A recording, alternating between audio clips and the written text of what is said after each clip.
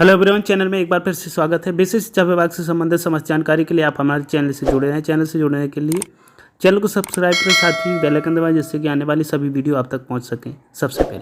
तो शुरू करते हैं आज का वीडियो। और आज के वीडियो में हम लोग दीक्षा ऐप के द्वारा एक नया प्रशिक्षण किस प्रकार से करना है उसको देखेंगे। तो प्रशिक्षण का नाम क्या है, इसको सर्च कैसे करना है, तो इसके लिए आप चैनल में जुड़े रहें और चैनल से बने रहें। साथ ही यदि आप दीक्षा ऐप से सर्च नहीं करना चाहते तो इस वीडियो के डिस्क्रिप्शन में चले जाएं, वहाँ पे लिंक मिल जाएगा, उस पर क्लिक करके इस प्रशिक्षण को आप पूरा कर सकते हैं। तो शुरू करते हैं। सबसे पहले दिया गया ये दीक्षा ऐप है, इसको हम लोग ओपन कर लेते हैं। तो इस पर जैसे ही क्लिक करते हैं एक नया इंटरफेस खुल के आता है मेरे सामने। देखते हैं किस प्रकार का इंटरफेस आता है क्लिक करने के बाद। तो ओपन हो रहा है, तो ये इस प्रकार का एक इंटरफेस आएगा। इसके बाद में जो नीचे बॉटम में 4 पॉइंट्स बने हुए हैं, इनमें से कोर्स पर जाएंगे, कोर्स को क्लिक करेंगे। जैसे ही कोर्स को क्लिक करेंगे एक फिर से नया इंटरफेस आएगा और इसके सर्च बार में हम लोग चले जाएंगे। और जैसे ही सर्च बार में जाएंगे तो वहाँ पर हम सर्च कर लेंगे। क्या सर्च करेंगे देखते हैं। जैसे ही क्लिक करेंगे और यहाँ पर सर्च करेंगे, हिंदी में लिखेंगे बच्चों की भाषा। तो हिंदी में हम यहाँ पर लिख लेते हैं बच्चों की भाषा।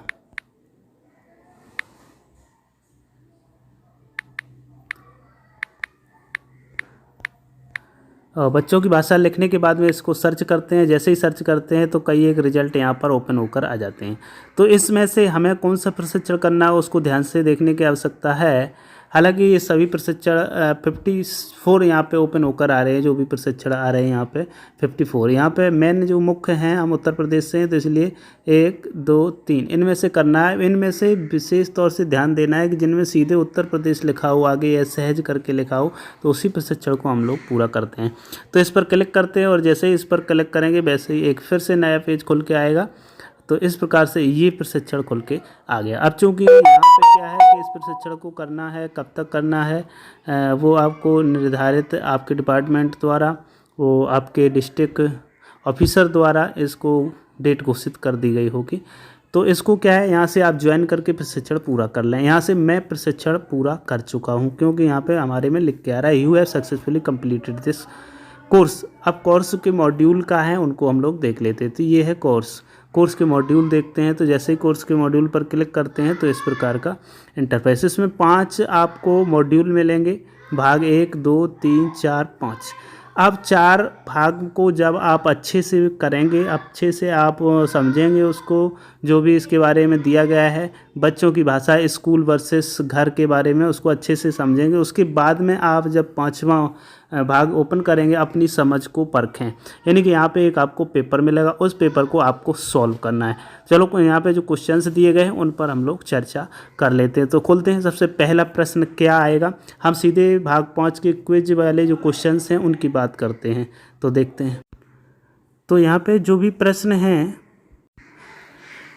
उन प्रश्नों पर चर्चा करेंगे, लेकिन हम सभी प्रश्नों को यहाँ पर शामिल नहीं करते, ना ही क्रम से करने जा रहे हैं। कुछ प्रश्न हैं जिनको लेंगे, जिन पर चर्चा करेंगे। चर्चा के बाद में हम लोग अपने पॉइंट्स निकालेंगे। तो सबसे पहले ये प्रश्न को देख लेते हैं। तो इस प्रश्न में क्या लिखा है, पढ़ते हैं। चंदन दिल्ली के एक प्राथमिक विद्यालय में पढ़ता है। उसके घर में बंगाली भाषा बोली जाती है, जबकि कक्षा में वह हिंदी भाषा सीख रहा है। उसकी अध्यापिका को लगता है कि वह लिखने में काफ़ी गलतियाँ करता है, जैसे मैंने कॉल घौर जाने की पहले रोटी खाया। आपके अनुसार चंदन ऐसी गलतियां क्यों कर रहा है। तो इसमें 3 विकल्प यहाँ पे हैं और उनमें से जौन से भी सही हैं उनको क्लिक करने के बाद आपको सबमिट करना है। तो यहाँ पे हम सिर्फ चर्चा करेंगे, हम आंसर की बात नहीं करेंगे। अब बात यह है कि वो जो चंदन है वो बंगाली भाषा बोल लेता है, नंबर 1। हिंदी भाषा सीख रहा है, तो उसका जो संबंध है वो हिंदी और बंगाली 2 भाषाओं से यहाँ पर दिखाया गया है। तो 2 भाषाओं से दिखाया गया। विकल्प पहला क्या कहता है, चंदन लिखते समय अपनी भाषा के इस्तेमाल पर बिल्कुल ध्यान नहीं देता है। दूसरा है, वह समझ नहीं रहा है कि कक्षा में सिर्फ शुद्ध हिंदी का प्रयोग करना चाहिए। और तीसरा विकल्प है, चंदन लिखते समय हिंदी और बंगाली भाषा को मिलाकर लिख रहा है। बिल्कुल सही बात है, क्योंकि ये जो प्रश्न जो लिख रहा है वो ये जो लिखा है इसमें, मैंने कल घर जाते ही पहले रोटी खाया। तो इसमें मिश्रण समझ में आता है दोनों भाषाओं को, तो इससे हम आसानी से इसके उत्तर का अंदाज़ा लगा सकते हैं। तो अब देखते हैं नेक्स्ट प्रश्न इसमें क्या है।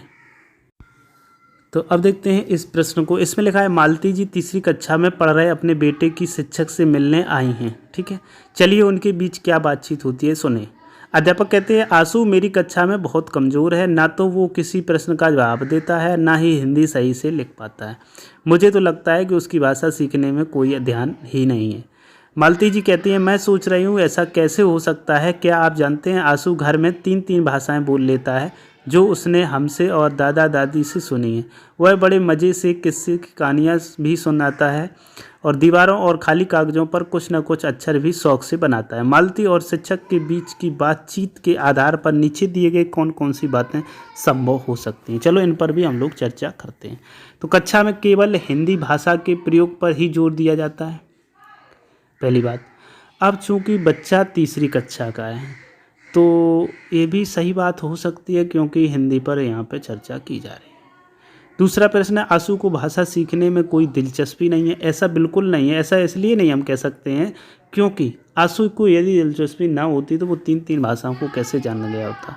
नेक्स्ट है आशु को हिंदी अभी ठीक से नहीं आती है इसलिए वह चुप रहता है। ये भी हो सकता है कि उसको हिंदी ठीक से नहीं आती हो क्योंकि हिंदी में ही टीचर ने भी उनको शिकायत की है। नेक्स्ट है वह जानवरों की सलामती के बारे में भी चिंतित रहता है, तो वो तो पर्यावरण के प्रति उसकी क्या जागरूकता है ये तो वही बता सकता है। तो इस प्रकार से हम इनमें दूसरा प्रश्न का उत्तर तो किसी हाल में नहीं कर सकते और ये 3 कर सकते हैं। नेक्स्ट प्रश्न देख लेते हैं उसमें क्या है।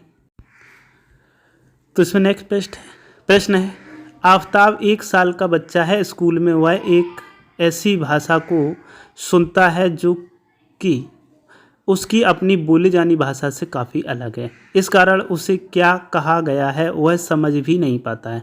आपको क्या लगता है कि दूसरी और अलग भाषा सुनने की संभावना दिए गए संदर्भों में सबसे ज़्यादा कहाँ पर सटीक उत्तर को देती है? तो देखिए बच्चा जो है वो विद्यालय और अपने घर में ही सीखता है। तो घर में यदि वो बच्चा है तो घर की तो भाषा माता पिता दादा दादी जो भी उसके फैमिली में है उनसे सबसे अपनी घर की भाषा में बात करता है तो उसमें से उसे कोई समस्या नहीं हो सकती है। पास पड़ोस से भी समस्या नहीं होगा क्योंकि लैंग्वेज वही लोकल लैंग्वेज होगी। बाज़ार की बात यहाँ पे नहीं की जा सकती है क्योंकि कक्षा 4 साल का बालक है। अब बात है पहली बार स्कूल। हाँ, जब विद्यालय जाएगा तो वहाँ का वातावरण चेंज मिलेगा, वहाँ बच्चे अलग मिलेंगे, बच्चों को अलग कुछ होगा, टीचर कुछ अलग बोलेंगे, मैडम कुछ भाषा अलग बोलेंगे। तो यहाँ पे ये इसको चौथे को समझा जा सकता है। तो इस प्रकार से आपको काफ़ी प्रश्न मिलेंगे। एक प्रश्न हम लोग और देख लेते हैं। तो ये प्रश्न है कक्षा 2 की मीनाती कक्षा में अपनी भाषा का इस्तेमाल करने में शर्मिंदगी महसूस करती है। शर्मिंदा होती है अपने जब कक्षा में वो अपने भाषा का प्रयोग करती है, अपनी घरेलू भाषा। इसका मतलब ये हुआ है कि उसके क्लास में घर की भाषा बोलने पर प्रतिबंध है या तो उसे माहौल नहीं दिया जाता है बोलने के लिए। साथ ही उसे स्कूल की भाषा में बातचीत करने में मुश्किल होती है क्योंकि जो स्टैंडर्ड लैंग्वेज है विद्यालय की उसमें कुछ समस्या हो रही है। इस कारण से वह कक्षा में अधिकतर चुप ही रहती है और शिक्षक द्वारा पूछे गए सवालों का जवाब देना भी पसंद नहीं करती है। आपके अनुसार मीनाती के इस व्यवहार के पीछे क्या कारण हो सकता है?